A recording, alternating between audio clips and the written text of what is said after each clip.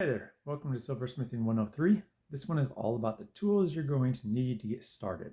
So I'm going to be covering the basic setup, and this setup will be used in the next series of videos, which are going to be making rings, pendants, bezel settings, and prong settings.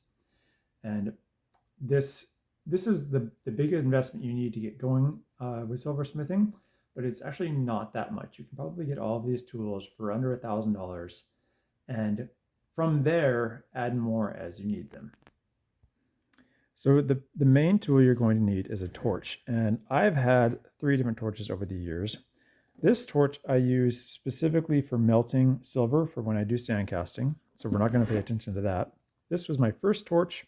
It is just an acetylene torch here, but the torch that 95% of jewelers use is called the Little Smith, and this runs off of oxygen and propane, and this would probably be the single largest investment you make when you're getting started. The great thing about this torch here is it comes with multiple different tip sizes depending on what you're doing. So most of the time I have on here, let's see if I can see it. It's like a number 6 tip, which that covers almost all of my basic needs. The only time I ever go with a really small tip is if I'm trying to do something really intricate. In addition to the torch setup, you're going to need somewhere to perform your soldering work. An unglazed piece of tile is ideal. I have a couple of these fixtures that came out of a kiln used for supporting work. This is a charcoal block. This is oftentimes used to set things on, and it absorbs oxygen as it burns, creating an atmosphere which is less likely to tarnish your work. And these are different soldering tweezers. They have insulated grips like these. These have insulated tips, but something you're going to need in order to hold your work while working. You will also need flux, and this comes in a variety of different types. I like this stuff here, which I put in this dropper bottle, and I can simply dropper it on to the piece exactly where I need, but some people will put it in spray bottles, some people will get pastes. I like this because it's more fluid and it flows into the cracks. Lastly, you'll need a small crock pot. This is called the pickle. The pickle comes in a variety of different forms. I'll show you what I use here. This is called Rio Pickle. It's from Rio Grande, which is one of the major jewelry supply companies. And you simply mix it with water to the correct ratios, and then you have your pickle. Okay, quick tangent. You're probably asking, what is pickle? Well, this has nothing to do with the pickled cucumber you put on your sandwiches or eat at the movies. Pickle is the term referred to this mild acid. After you solder a piece of jewelry, specifically silver, and other non-ferrous metals, you're going to want to put it in the pickle because it will have developed a bit of a copper patina, basically, that you need to remove from the surface of the jewelry.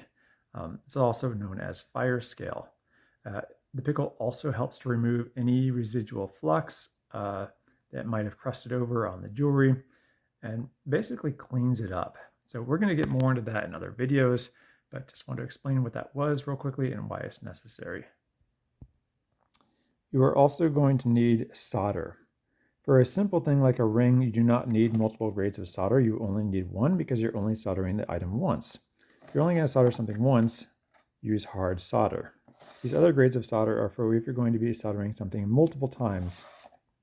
You need solders that melt at different temperatures. So these are graded depending on their percentage of silver. This is 75% silver. This is hard solder. So this is usually the first solder you're going to use because it will not melt during future soldering steps. This is a metal ring mandrel, and these come with the sizes marked on them. There are lots of different versions. This is an older one, and I use this one a lot with my texturing hammer, so it's pretty banged up, but you're going to want to have one that you keep really nice and clean, and you can have another one that gets a little more banged up, but they have the sizes marked on them very clearly. You're also going to need something to clamp the ring mandrel down with very firmly. They have vises that are specifically designed for these, but I am simply using a simple vise, which I have reinforced with additional screws, so it's nice and solid. You're going to want to have some hammers, but not just any hammer. You're going to want a non-marring hammer. There are two main types. This is the old school type. This is called a rawhide hammer, and these ones have basically some softer plastic at the end of it, and have that you can remove the tips of these and change them out with different types of plastic. The idea is you want to be able to hit your silver with a hammer that will bend the silver but not mar the silver. In other words, put large dents in it.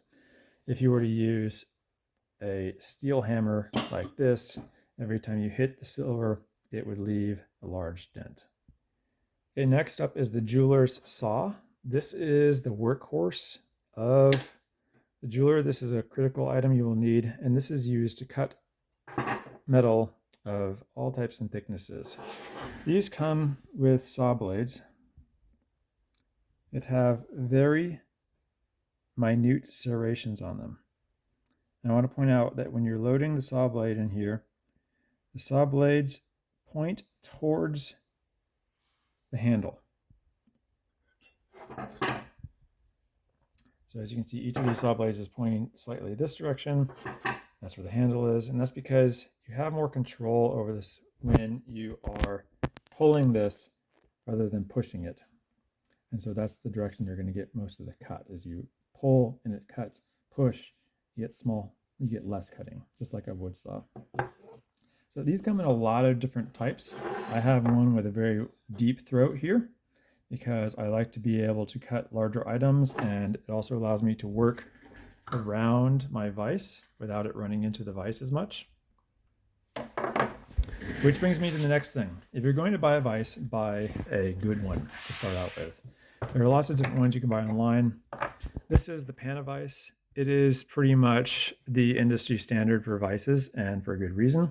It works pretty simply. There are two adjustments. This one right here loosens up the ball at the base, and once the ball is loose, you can swivel the top around in any manner of different ways that you need to. Once you have it positioned where you want it, you can tighten this up, and that locks in the top.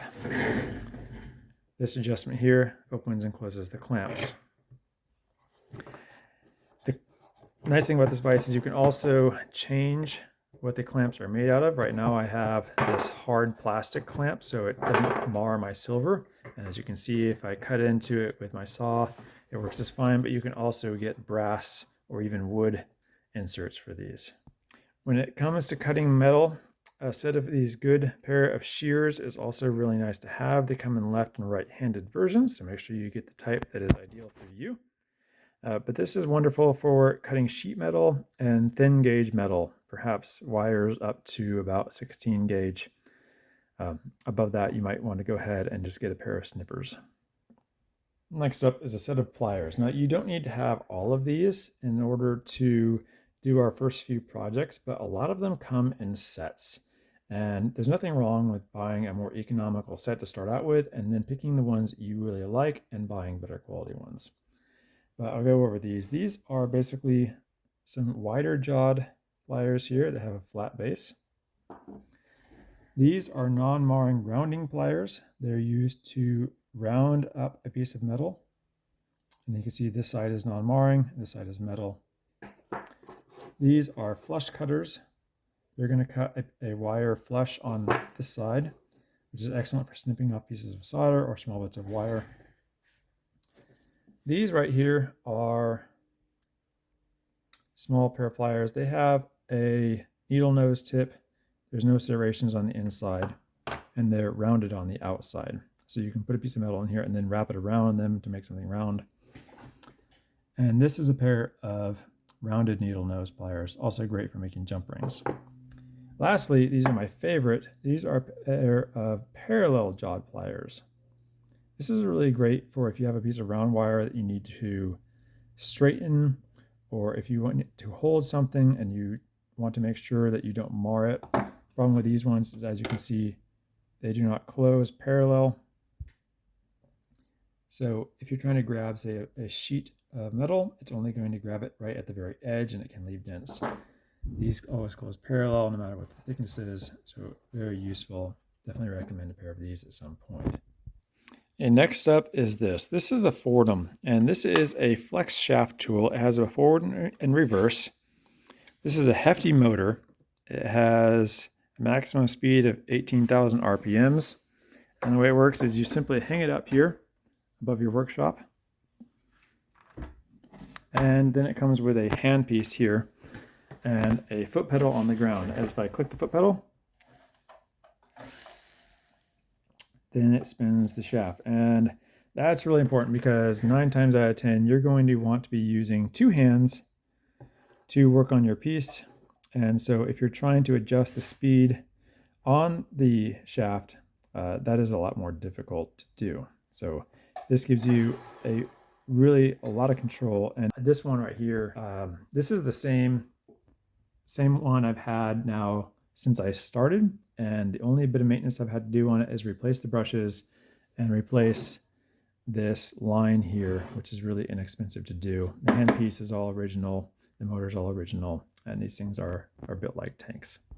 Okay, last but not least here, in addition to this Foredom, and now this one I want to point out has a chuck that can open and close quite a bit, so it does not matter what the shank size is. However, some of the handpieces are specifically for 3/32 of an inch shafts, and that's the shaft size you want, 3/32 of an inch. Some of them, come in like 1/8 inch sizes here. I think I have a few of the 1/8 inch sizes ones, but you're going to need an assortment of sanding bands and finishing bands and polishing wheels here. You don't need this many, but the basic ones are 80 grit for taking out really large chunks of metal, 180 for smoothing, 240, and then 320. From there, I go to a medium grit barrel polisher here. Then you can use a treated leather cloth one here with some bobbing compound. And then finally, you can move to a final polish. And I have a lot of other brushes here, a lot of other wheels, and I am actually going to cover all of that in a different class. So that class is going to cover just abrasives and different polishing compounds and polishing wheels and what they're all used for, which are the best, which last the longest, the proper application, and so on. But for now, if you were just to go down to the hardware store and pick up just a generic little pack of these polishing wheels and sanding wheels, which you can oftentimes find in the rotary tool section, that would be sufficient for the first few projects. Afterwards, if you want to get online and go to some jewelry websites, which I'll have another class all about where to buy your supplies down the line. For now, that's all you'll need. So as you can see, I have amassed quite a few tools, and I'm not even what you would call a toolaholic. A lot of jewelers will buy any and every tool they can possibly get their hands on, but the tools that I've gone over so far is all you will need in order to do the first few classes. Later on, we can do things like talk about a steamer here. We've got pen tumblers, arbors, sorted files and more pliers, ring stretchers, ball vises, all this extra stuff is for advanced jewelry making. And it also is the sort of thing that's really just going to make your life a little easier when you want to do more complicated things, or if you're trying to turn out more items quicker or with better quality. So for now, if you pick up those pieces, you'll be able to follow along with the next few tutorials. So thanks for watching and stay tuned.